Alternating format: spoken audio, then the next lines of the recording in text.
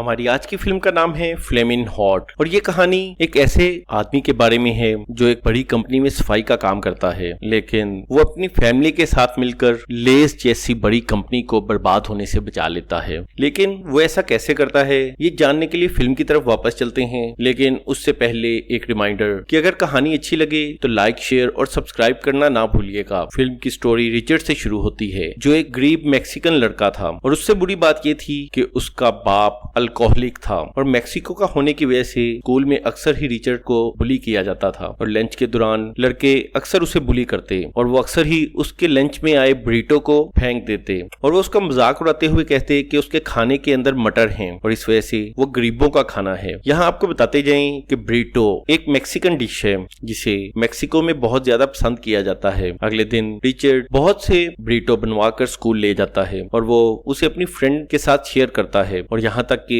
उसने एक बुली लड़के को भी ब्रीटो टेस्ट करने के लिए कहा और उस बुली लड़के को खाने का टेस्ट बहुत पसंद आया। इसलिए जब और बच्चे ब्रीटो लेने के लिए आए तो रिचर्ड ने फी ब्रीटो 25 सेंट का बेच दिया और इसके बाद वो आहिस्ता आहिस्ता ब्रीटो की सेल को बढ़ाता गया और उसका खाना स्कूल में मकबूल होता गया। अब रिचर्ड के पास इतने पैसे इकट्ठे हो गए थे कि वो एक अच्छी सी चॉकलेट खरीद सकता और वो चॉकलेट खरीद कर अपनी दोस्त लड़की को देना चाहता था। लेकिन जब उसने चॉकलेट खरीदने के लिए पैसे निकाले तो उसके पास इतने ज्यादा पैसे होने की वजह से लोगों को शक पड़ गया और इसी शक की वजह से पुलिस उसे पकड़ लेती है। ये 1960 का जमाना था जहां मैक्सिकन्स को नीची नजर से देखा जाता था, लेकिन रिचर्ड बच्चा होने की वजह से इन बातों को नहीं जानता था और आखिरकार रिचर्ड को पुलिस ने गिरफ्तार कर लिया और उससे ऐसा सलूक किया गया कि जैसे वो कोई मुजरिम हो और इस वाकये के बाद रिचर्ड सच में ही एक मुजरिम बन गया और आखिरकार अब रिचर्ड बड़ा हो गया था और अक्सर ही उसे रेसिज्म का सामना करना पड़ता और इसी वजह से वो गैंग्स और ड्रग डीलिंग में शामिल हो गया। लेकिन उसके स्कूल की दोस्त जूडी भी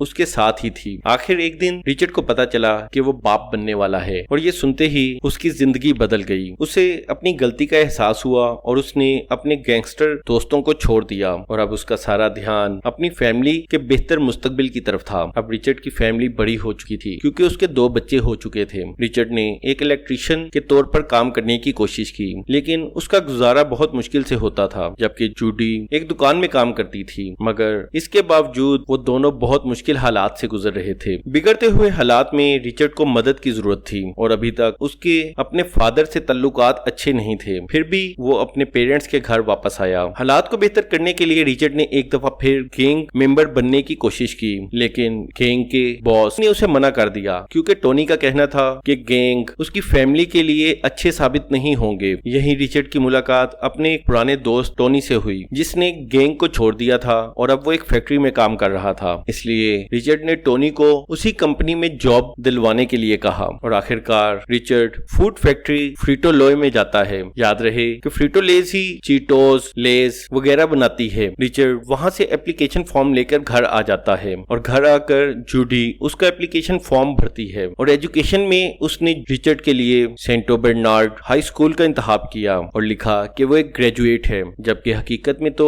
वो कभी हाई स्कूल गया ही नहीं था। लेकिन जूडी का कहना था कि कंपनी कभी भी इस बारे में पता नहीं करेगी। लेकिन अगले दिन किस्मत से रिचर्ड जिस मैनेजर से मिला वो भी सेंटो बर्नार्ड हाई स्कूल का ग्रेजुएट था, इसलिए रिचर्ड का झूठ पकड़ा गया। लेकिन इसके बावजूद रिचर्ड ने मैनेजर को इस बात पे कन्विंस कर लिया कि वो उसे जॉब दे दे और आखिरकार मैनेजर ने उसे सफाई वाले का काम दे दिया। अगरचे रिचर्ड की जॉब छोटी थी मगर इसके बावजूद रिचर्ड जॉब मिलने पर खुश था और ये जॉब के लिए इस मैनेजर का बहुत ज्यादा शुक्रगुजार था। रिचर्ड अपना काम बहुत ही ज्यादा तवज्जो और मेहनत से करता और इसके साथ साथ रिचर्ड में सीखने का जज्बा भी था और वो चाहता था कि वो इन मशीनों को ऑपरेट करना सीखे। और इस बारे में जब उसने एक मशीन ऑपरेटर से बात की तो उसने रिचर्ड को बुरी तरह झिड़क दिया और उसे अपने काम पर ध्यान देने के लिए कहा। और यहाँ काम करते हुए रिचर्ड को थोड़ा वक्त गुजर चुका था कि एक दिन काम करते हुए उसे एक मशीन ऑपरेटर क्लेरेंस बेकर मिला और रिचर्ड ने उसे बताया कि वो भी मशीनों के अंदर इंटरेस्ट रखता है। क्लेरेंस भी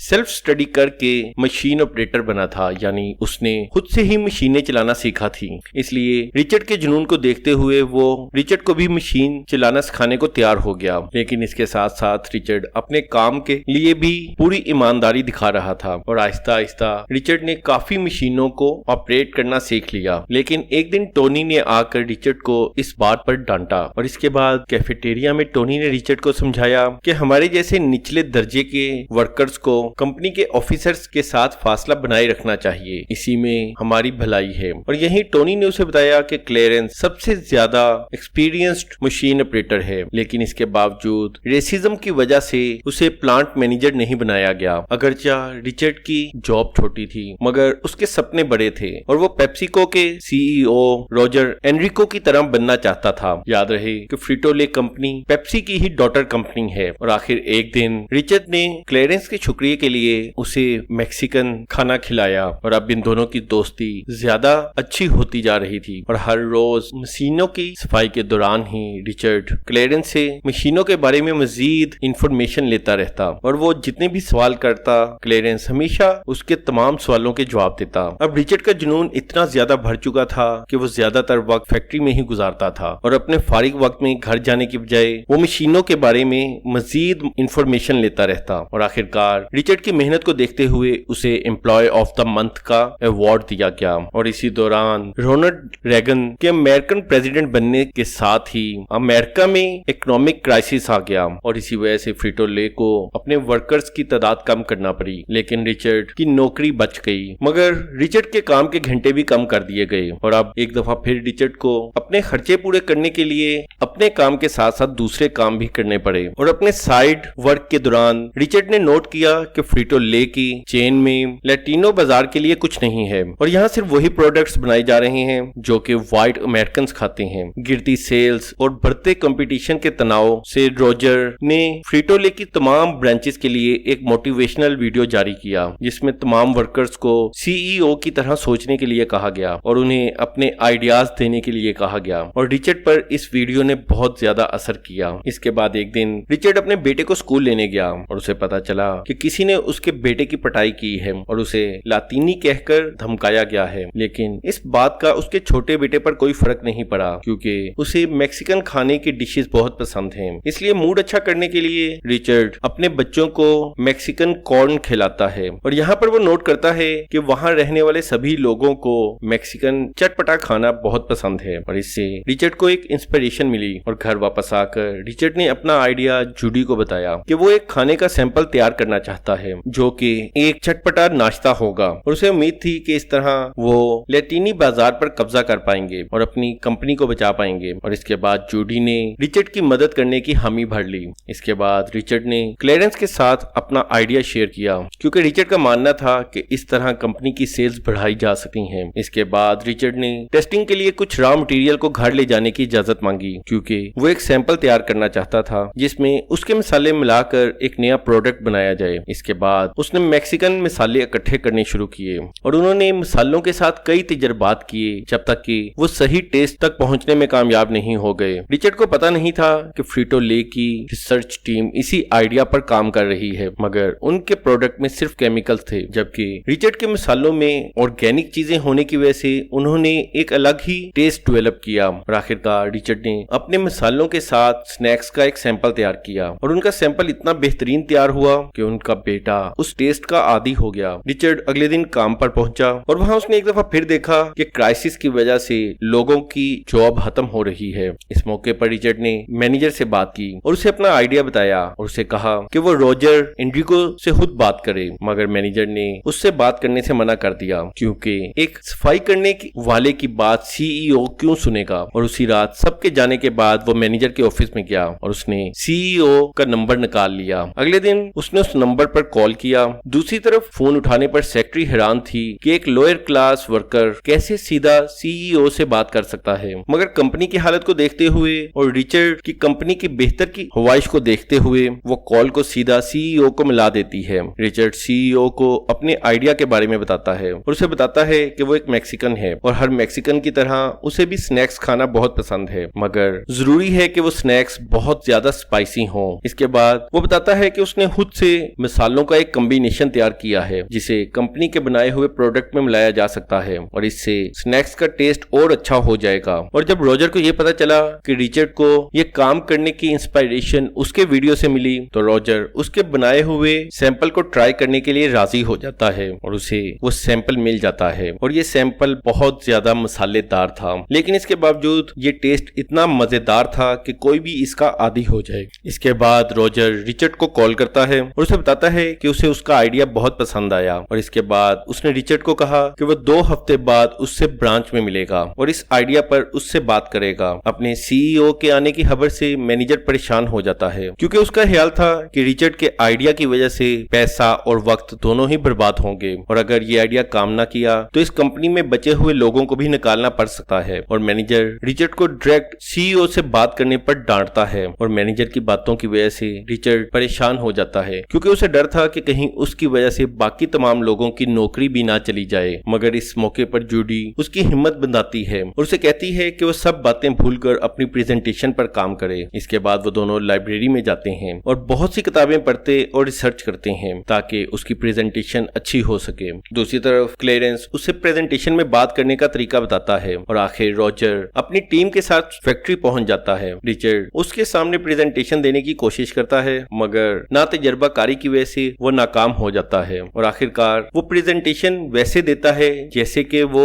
देना चाहता था। और वो बताता है कि लैटिनो को उनके बनाए हुए प्रोडक्ट बोरिंग लगते हैं, क्योंकि लैटिनो बहुत से मसाले और अलग अलग टेस्ट को पसंद करते हैं। और इसके बाद वो उनका ध्यान लैटिनो मार्केट की तरफ लेकर जाता है। इस मौके पर वहां बैठी टीम ने उसे नीचा दिखाने की पूरी कोशिश की, लेकिन इसके बावजूद रिचर्ड के आइडिया को सीईओ ने समझ लिया और उसे अप्रूव कर दिया। शुरू में 5000 पैकेट्स को टेस्ट करने के लिए मार्केट में उतारा गया, जिसे उन्होंने चीटोस फ्लेमिंग हॉट नाम दिया और यहीं से इस फिल्म का नाम भी है, फ्लेमिंग हॉट। मार्केट में कई दिन तक ये प्रोडक्ट रखा रहा, मगर किसी ने उसमें इंटरेस्ट ना लिया। जेम्स जो कंपनी का एग्जीक्यूटिव था, उसने इस एक्सपेरिमेंट को रोकने के लिए कहा, जबकि रिचर्ड ने उसे एक आखिरी चांस देने के लिए कहा और 1 हफ्ते का वक्त मांगा। अब रिचर्ड बहुत ज्यादा परेशान हो चुका था और उसे ऐसे लगने लगा था कि जैसे ये तमाम काम उसके बस का नहीं है। लेकिन इस मौके पर क्लेरेंस एक दफा फिर उसका साथ देते हुए कहता है कि वो सब भूल जाए और हार मत मानो। लेकिन घर आने के बावजूद रिचर्ड परेशान था, मगर उसी वक्त उसका बेटा आता है और वो उसे बताता है कि अभी उसने चीटोस फ्लेमिंग हॉट का कोई भी एडवर्टीजमेंट नहीं देखा। और अगले दिन रिचर्ड अपनी पुरानी गैंग और टोनी के पास जाता है और वो टोनी को कहता है कि वो उसे उसकी जॉब वापस दिला देगा अगर वो उसकी मदद करे। और आखिरकार सभी लोग मदद करने के लिए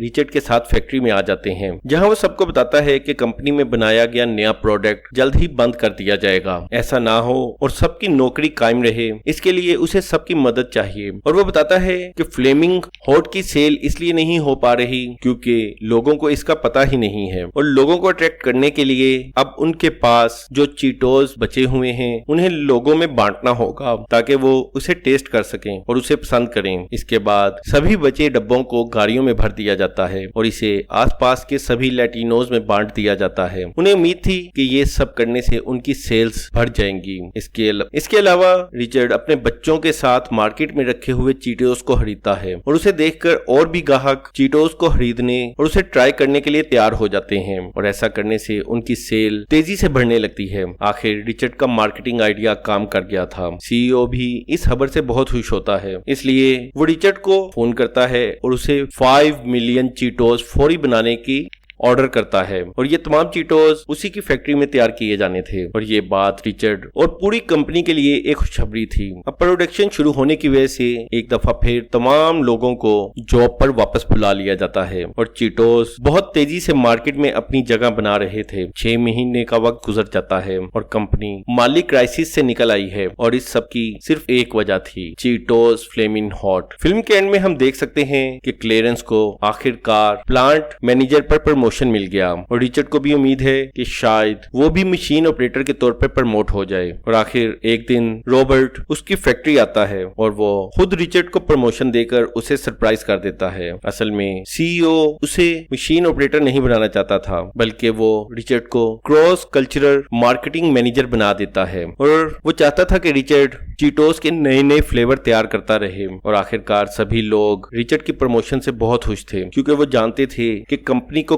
क्राइसिस से निकालने में रिचर्ड का कितना बड़ा हाथ है। आखिरकार रिचर्ड ने अपना काम जारी रखा और उसने कई नई आइडियाज पर काम किया और रिचर्ड को God father of Latino market कहा जाने लगा और आखिरकार उसे फ्रीटो-ले कंपनी में टॉप एग्जीक्यूटिव बनाया गया और साल 2019 में 42 साल बाद रिचर्ड कंपनी से रिटायर हो गया। और इसके साथ ही ये मोटिवेशनल फिल्म यहीं पर एंड हो जाती है। और अगर स्टोरी पसंद आई हो तो लाइक और कमेंट करना ना भूलिएगा।